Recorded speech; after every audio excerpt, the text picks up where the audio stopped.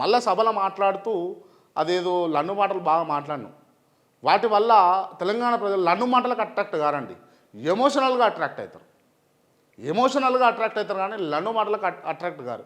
ఇవాళ అంటే నిన్ను ఒక ముఖ్యమంత్రి ఆ స్థాయి అని నువ్వు ఊహించుకుంటే కనుక నిజంగా అది తప్పు చేస్తున్నట్టే. అంటే ఒక బీసీలని ఇవాళ బీసీలను అందరినీ ఏకం చేస్తున్నా అని భ్రమలో పెట్టి ప్రజలందరినీ కూడా ఇవాళ నువ్వు గద్దెనెక్కే ప్రయత్నాలు చేస్తున్నావు. కానీ ఆ గద్దెనెక్కడానికి కావాల్సినటువంటి అర్హత కోల్పోతున్నావు. ఓ గమ్యం చేరాలనంటే క్లియర్గా గమ్యం చేరాలనంటే నీ గమ్యం యొక్క మార్గం సరైనదై ఉండాలి. ఎట్లా పడితే అట్లా పోతా, నేను ఏం చేస్తా నేను దారి దోపిడీలు చేసుకుంటూ పోతా, అడ్డమొచ్చులను కొట్టుకుంటూ పోతా, చంపుకుంటూ పోతా అంటే కాదు.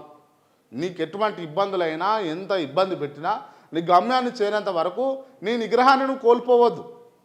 ఈడ నీకు ఏది దొస్తుంది, రాయి దొస్తే రాయి, రప్ప దొలిస్తే రాయి, కత్తి దొరికితే కత్తి, ఇంకేది దొరికితే ఇంకోటి వేస్తూనే ఉండాలి అందరిని. దయచేసి ఇది బంద్ చేసుకుంటే బాగుంటుంది.